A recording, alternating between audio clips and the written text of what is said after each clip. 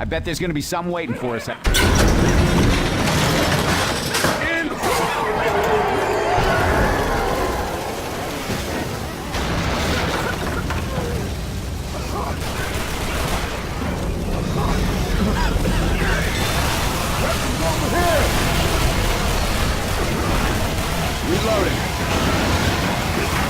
You got guns!